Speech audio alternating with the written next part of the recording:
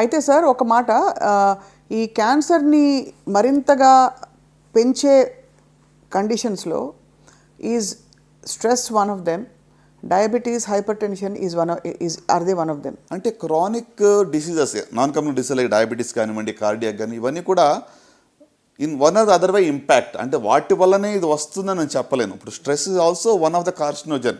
ఇటీవల మీరు డేటా చూస్తుంటే డెఫినెట్గా స్ట్రెస్ వల్ల 100% క్యాన్సర్ వస్తుందని ప్రూవ్ ఎక్కడ చేయడం కష్టం. అది అంటే మనకి ఎలాంటి ఎవిడెన్స్ డైరెక్ట్గా దొరకదు. బట్ ఇండైరెక్ట్గా definitely stress is also one of the risk factors మనం చెప్పవచ్చు.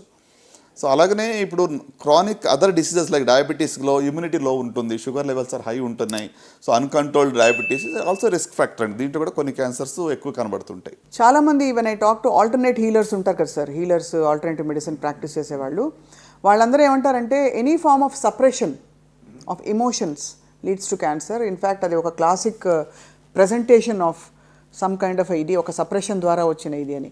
As a clinician do you agree? అంటే ఇలాంటి ఒక ఫిలాసఫీ కావచ్చు, థియరీకి మీరు అంటే ఇనఫ్ డేటా ఉందని నమ్ముతారా sir? Honestly it's very difficult prove or disprove అండి. Correct, right. దీనికి అంటే ఇది వెరీ వేరియబుల్ అండ్ సబ్జెక్టివ్.